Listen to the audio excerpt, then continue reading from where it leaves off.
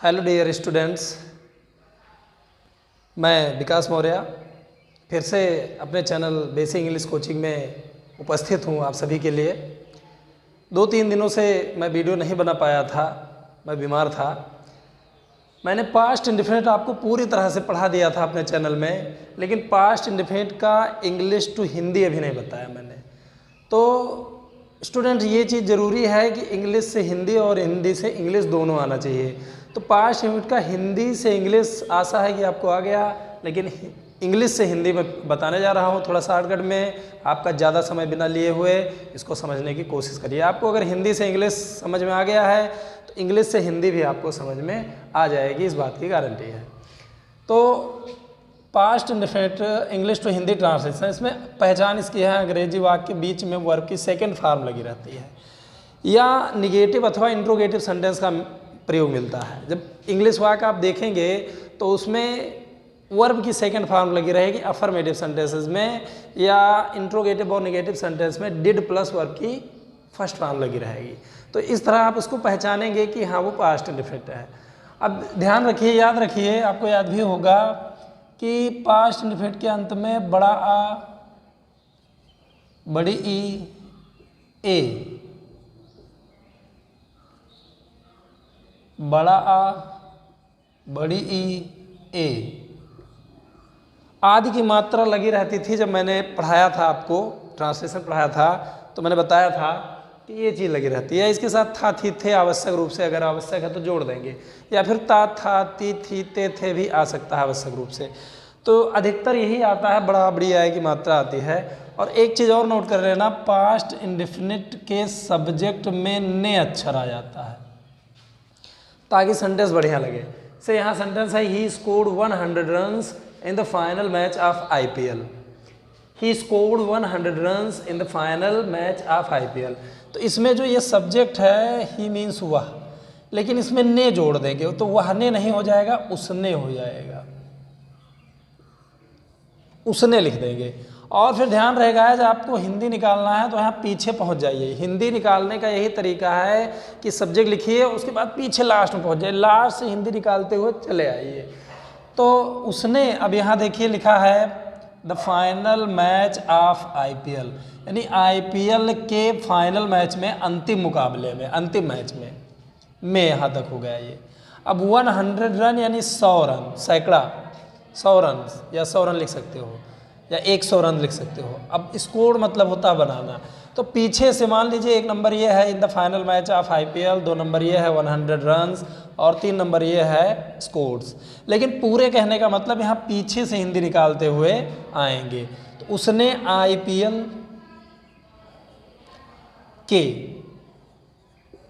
ये प्रीपोजिशन है, पहले ही मैंने आपको बता दिया है, इसका मतलब काकी के हो जाएगा। तो उसने IPL के, अब द फाइनल मैच यानी अंतिम मुकाबले,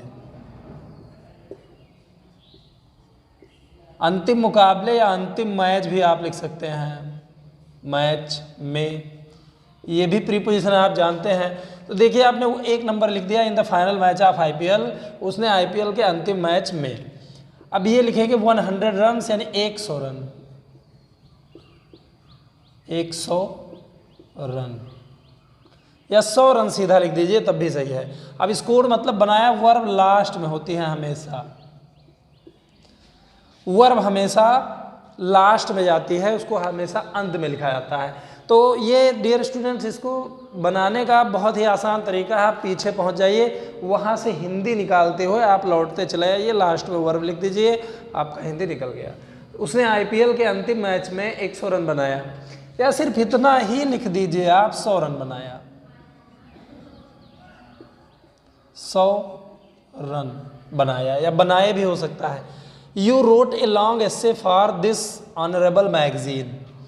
यू रोट, यहाँ पे यू लिखा है तो तुम लिखेंगे, लेकिन ये चीज़ ध्यान रहे कि उसमें ने लग जाता है, तुमने। अब यहाँ पीछे से पहुँच जाइए, पीछे से हिंदी निकालिए।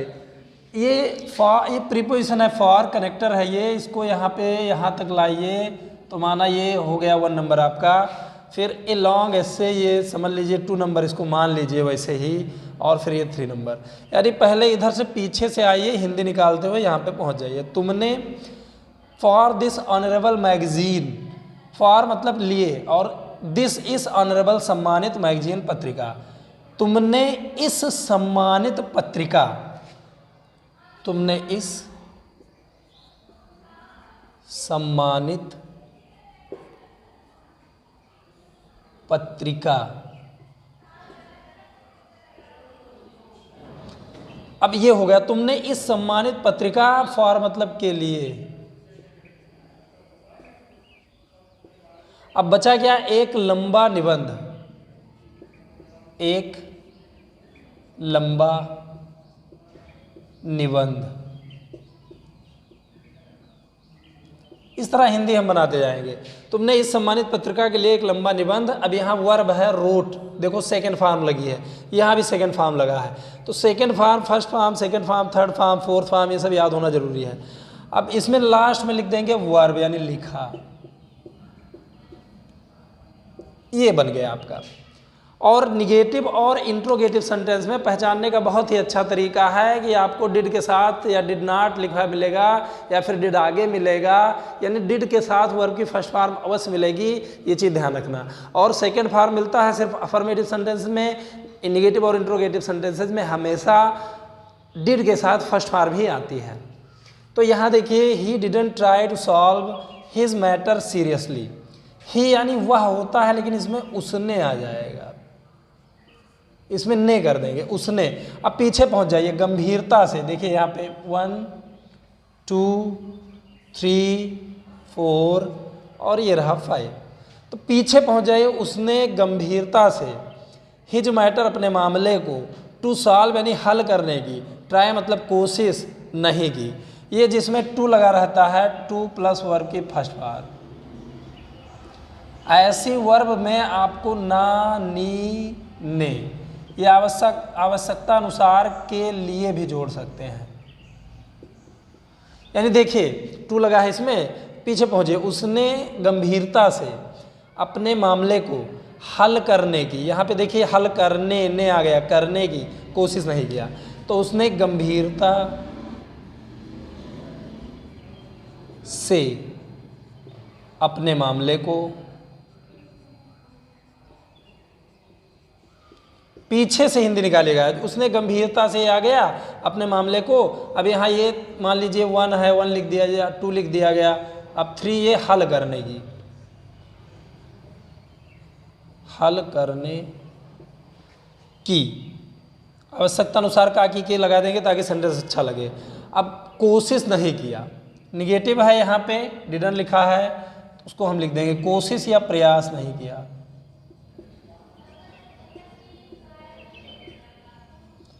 तो ये तरीका है, आप पीछे से हिंदी निकालिए। Some wild animals took away some of his goats from his house, थोड़ा लंबा सेंटेंस है लेकिन कठिन नहीं है, अगर आप वर्ड मीनिंग आपको याद है, आपको नियम याद है, आपको पहचान याद है। देखिए बिना मेहनत के कुछ नहीं हो सकता है। मैंने तमाम यूट्यूब देखा है, मैं भी देखता हूँ कि बहुत लोग कहते हैं 12 टेंस आपको 1 घंटे में समझ में आ जाएगा, आपको पूरी इंग्लिश 1 महीने में समझ में आ जाएगी, आप बस 2 मिनट दो आपको इंग्लिश स्पीकिंग आ जाएगी। ये क्या है, मेरी समझ में नहीं आता, ये इतनी बड़ी चीज़, इतनी पढ़ाई 2 मिनट 3 मिनट 4 मिनट 1 घंटे में कैसे आ जाएगी। टेंस आपको बहुत अच्छी तरह जानना है, टेंस जानने के बाद आपको सब कुछ आ जाएगा, ये मेरा दावा है। टेंस देख लीजिए बढ़िया से, यहाँ पर पूर्ण विराम लग जाएगा। सम वाइल्ड एनिमल्स ये सब्जेक्ट है, गाइज क्रिया से ठीक पहले आपको सब्जेक्ट मिल जाएगा। तो टेक अवे का मतलब लेकर चले गए, ले गए, और सम वाइल्ड एनिमल्स यानी सम मतलब कुछ, पहले सब्जेक्ट लिख देंगे कुछ, वाइल्ड यानी जंगली। अब यहाँ एनिमल्स लिखा है तो जानवरों कर देंगे हम, क्योंकि ये प्लूरल नंबर है। कुछ जंगली जानवरों अपनी तरफ से ने लगा देंगे, क्योंकि ये ने लगता है तो हिंदी में थोड़ा सेंटेंस अच्छा लगने लगता है। अब सब्जेक्ट लिख दीजिए, पीछे पहुंच जाइए, एक एक पार्ट कर लीजिए इसका और उसकी हिंदी निकालते चले जाइए। तो देखिए 1 2 3 4 ऐसे करके, या आप गिनती बेकार है, यहाँ पीछे से हिंदी निकालिए। कुछ जंगली जानवरों ने उसके घर से, फ्रॉम मतलब से, उसके घर से, हिज गोट्स यानी उसकी बकरियों, सम ऑफ यानी उसकी कुछ बकरियों को ले गए। कुछ जंगली जानवर या जानवरों ने, या चाहो तो ने न लगाओ तब भी ये सेंटेंस सही हो जाएगा। कुछ जंगली जानवर अब उसके घर से, उचित रूप से कुछ लगाएंगे, इसका एक तरीका और मैं अभी बताता हूं। कुछ जंगली जानवर उसके घर से, ये हो गया उसके घर से। अब सम ऑफ हिज गोट्स यानी उसके कुछ बकरियों को, उसकी कुछ बकरियों को।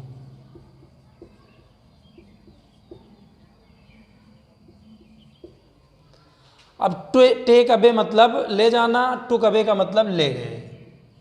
ले गए यानी लास्ट में बड़ा आ बड़ी ई आदि की मात्रा आ जानी चाहिए। इस प्रकार हिंदी निकालते हैं। Some wild animals took away some of his goats from his house. कुछ जंगली जानवर उसके घर से उसकी कुछ बकरियों को ले गए। अब यहाँ पर ने लगाने की आवश्यकता नहीं हुई। तो इसका तरीका ये है कि आप सेंटेंस में पहले आप हिंदी आप लिख लीजिए, जो भी गलत सही लिखना है लिख लीजिए, फिर उसके बाद हिंदी आप पढ़िए। जब आप हिंदी पढ़ते हैं तो Hindi is our mother tongue, हमारी मातृभाषा है, तो उसमें कोई त्रुटि होगी, कोई गलती होगी, वो तुरंत समझ में आ जाएगा। तो इस प्रकार आप हिंदी निकालिए। Did you prove that I was wrong. That means आपने हमेशा जाना होगा वह होता है। दैट मीन्स आपने हमेशा जाना होगा वह होता है। लेकिन ये जब दो वाक्यों को जोड़ता है, जैसे यहाँ देखिए, did you prove that I was wrong, तो ये इसका मतलब की भी होता है। दैट अगर कंजक्शन संयोजक के रूप में, कनेक्टर यानी दो जोड़ने वाले, संयोजक का मतलब दो सेंटेंसेस को जोड़ना, दो फ्रेजेस को जोड़ना, जो दो वाक्यांशों को जोड़ना, दो शब्दों को जोड़ना, ये जो जोड़ने वाले होते हैं इनको हम कहते हैं कंजंक्शन यानी संयोजक कहते हैं। तो पहले हम इधर की हिंदी निकालेंगे फिर उधर की। तो डिड यू प्रूव, क्या तुमने साबित किया। क्या, जब डिड आगे आ जाएगा तो आपको क्या शब्द आगे लिख देना है और सब्जेक्ट पीछे कर देना है। क्या तुमने साबित किया। प्रूव मतलब साक्ष्य देना या साबित करना।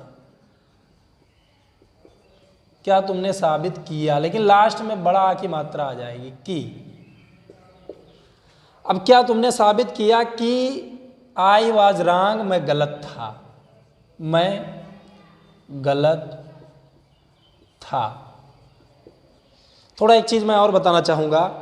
जब हिंदी वाक्य में पहला उपवाक्य यानी प्रथम वाक्य जो होता है वो पास्ट टेंस में होता है, तो दूसरा भी पास्ट टेंस में होता है। लेकिन हिंदी में अगर पहला वाक्य पास्ट है तो दूसरा वाक्य जो है प्रेजेंट हो सकता है।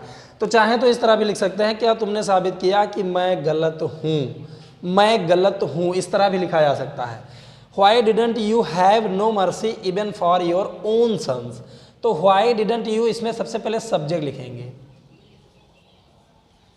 ये चीज आप ध्यान रखिए, अगर क्वेश्चन वर्ड आ गया है तो क्वेश्चन वर्ड लगभग क्रिया के समीप होगा। जैसे तुमने, अब पीछे जाइए, even for your own son यानी अपने स्वयं के लड़कों के भी प्रति, के लिए भी, दया, क्यों नहीं, क्यों आ जाएगा, क्यों नहीं, है मतलब दिखाया। हैव मर्सी का मतलब होता है दया दिखाना, दया रखना। तो देखिए, व्हाई डिडंट यू, तुमने क्यों नहीं, हैव यानी रखा यानी दिखाया, नो मर्सी कोई दया नहीं, दया नहीं दिखाया, even for your own sons, इसका मतलब भी होता है, जिसके लिए आता है उसके पहले लगता है even for your own sons यानी अपने स्वयं के पुत्रों के लिए भी। तो पीछे से हिंदी निकालो तुमने, अब यहाँ पहुँच जाओ, फिर उसके बाद इसकी हिंदी निकालो, फिर इसकी हिंदी निकालो। तो तुमने अपने स्वयं के पुत्रों के लिए भी, तुमने अपने स्वयं के पुत्रों के लिए भी। अब हमने इतना बना दिया, even for your own sons. अब दया क्यों नहीं दिखाया, क्यों जो है बीच में आ जाएगा, क्वेश्चन वर्ड बीच में आ जाएगा, के लिए भी दया क्यों नहीं दिखाया।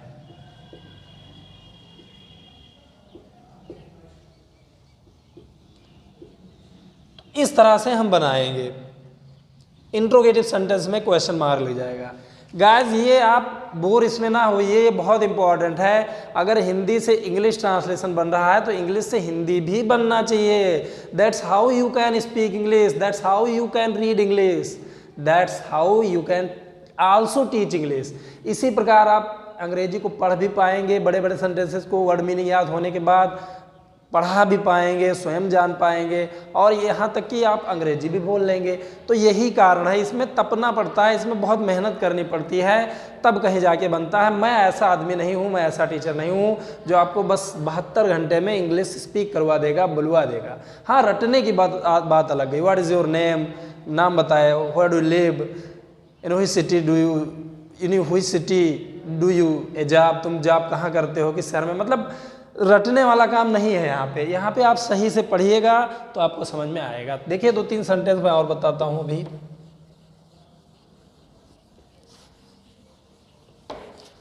गाइस अगर आप मेरे वीडियो में नए हैं तो मैं आपसे रिक्वेस्ट करता हूँ कि मेरे वीडियो को आप सब्सक्राइब कर लें, और इंग्लिश जानने के लिए आप विधिवत शुरू से एक एक वीडियो सही से देखते आइए। मैं वादा करता हूँ कि आपको इंग्लिश बहुत ही अच्छी तरह आ जाएगी, चाहे वो 10th क्लास के स्टूडेंट हों, चाहे 6 से 8 क्लास के स्टूडेंट हो, या चाहे इंटर के ही क्यों ना स्टूडेंट हो। मैंने शुरू किया है तो मैं इंटर पर जाकर पहुंचूंगा वहां तक, और ये इस प्रक्रिया के दौरान एकदम क्लियर बात है कि आप अंग्रेजी भी स्पीक करोगे, इंग्लिश भी बोलोगे आप, ये बात क्लियर है। देखें, और नेवर और ऑलवेज जब आता है,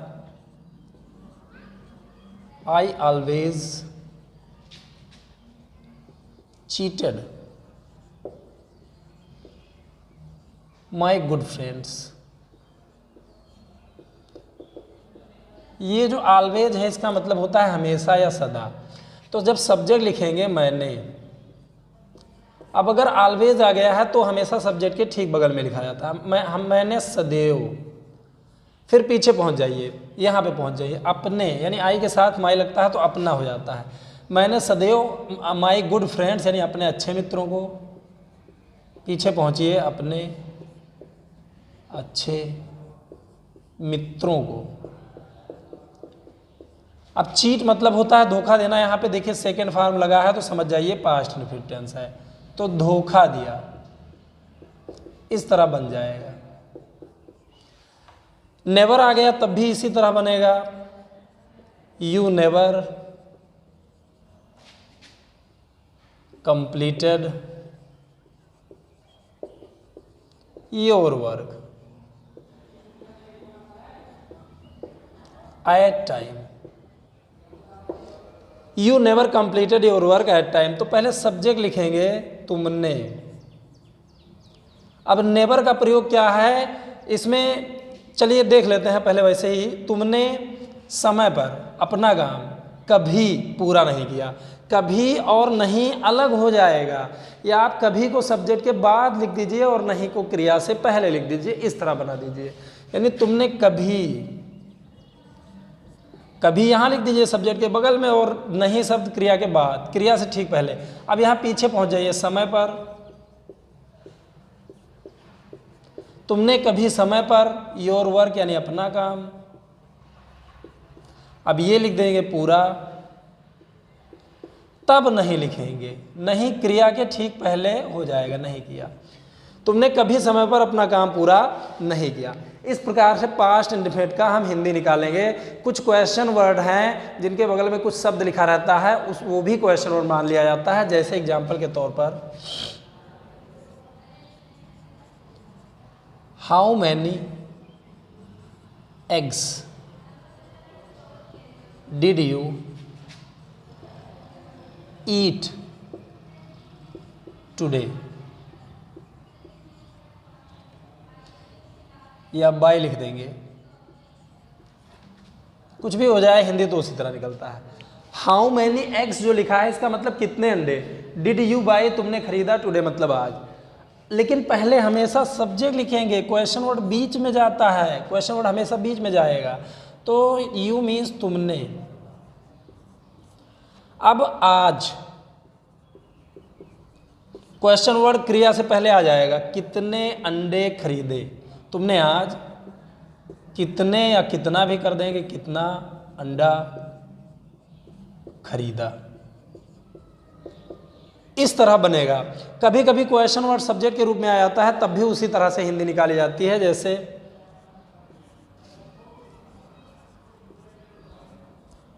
whose son died yesterday।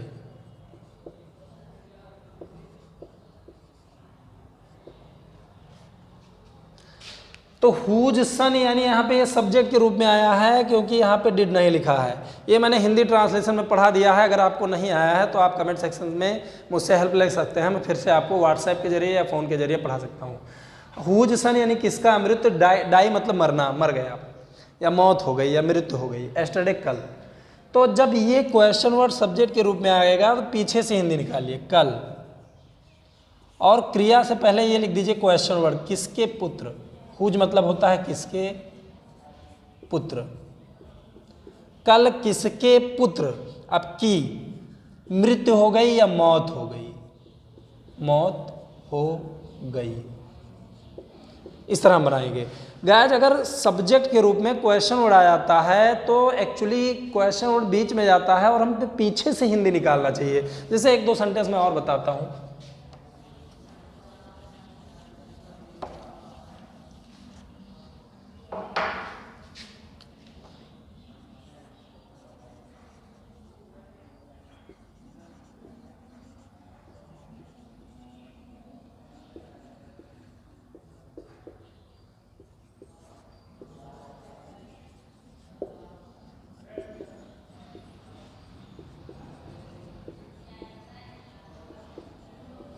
देखिए यहाँ पे जो क्वेश्चन वर्ड हैं ये सब्जेक्ट के रूप में आए हैं। पहचानेंगे सब्जेक्ट के रूप में आए हैं क्योंकि क्वेश्चन वर्ड के ठीक बाद अगर वर्ब लिखी रहती है तो सब्जेक्ट के रूप में आते हैं। अब हु मीन्स कौन, काल मतलब बुलाया, यानी कौन नहीं लिखेंगे, किसने लिखेंगे, क्योंकि उसमें ने आ जाना चाहिए। किसने बुलाया, यू मतलब तुम्हें, देर मतलब वहाँ।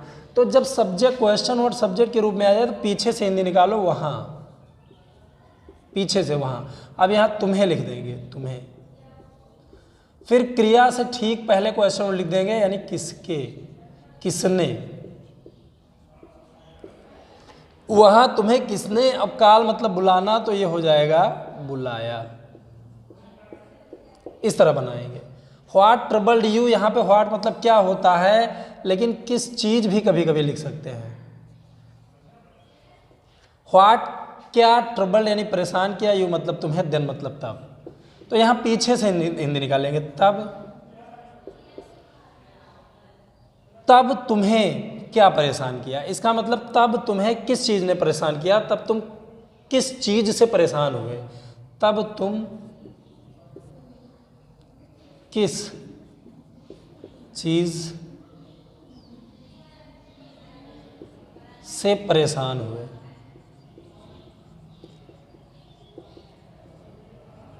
देखिए हमारी जो हिंदी भाषा है वो इंग्लिश से डिफरेंट है, तो उसको हम सेंटेंस अगर थोड़ा गड़बड़ निकल रहा है तो हम उसको अच्छे तरह से बनाने की हमारे अंदर क्षमता होनी चाहिए। व्हाट ट्रबल्ड क्या परेशान किया, यू मतलब तुम्हें, देन मतलब तब तुम्हें क्या परेशान किया। इसके कहने का मतलब तब तुम किस चीज़ से परेशान हुए, कैसे, मतलब किस चीज़ से परेशान हुए, क्या क्या चीज़ तुम्हें तकलीफ दिया, इस तरह से बन जाएगा। तो इस तरह से हम पास्ट इंडेफिनिट की हिंदी निकालेंगे। अब प्रेजेंट इंडेफिनिट और पास्ट इंडेफिनिट मेरे चैनल पर समाप्त हो गया है, जिसमें लगभग 10-12 वीडियोज़ लगे हैं, 15 वीडियोज़ लगे हैं। और मैं सीधे तौर पर कहना चाहता हूँ, मैं कोई बकवास नहीं करना चाहता हूँ। टेंस आपको लगभग ये 1 महीने का कोर्स है, यानी कम से कम 30 या 35 वीडियोज़ में आप टेंस अच्छी तरह जान जाएंगे। उसके बाद टेंस की बाद जो चीज़ें चलेंगी उसके बाद वो टेंस के आधार पर ही बनेंगी। अगर टेंस आपको नहीं आया तो आगे आप नहीं जान पाएंगे। तो गाइस इस वीडियो में इतना ही। अगर आप मेरे वीडियो में नए हैं तो मेरा चैनल आप सब्सक्राइब कर लीजिए, बेल आइकन को दबा दीजिए ताकि आगे के वीडियोज़ के नोटिफिकेशन आपको मिलते रहें। और मैं कहना चाहता हूं कि अगर आप मेरे वीडियोज़ देख रहे हैं तो शुरुआत से देखिए, एकदम पहले वीडियो से देखिए और एक एक वीडियो देखिए, कुछ मिस ना करिए, तभी समझ में आएगा आपको। शेष धन्यवाद।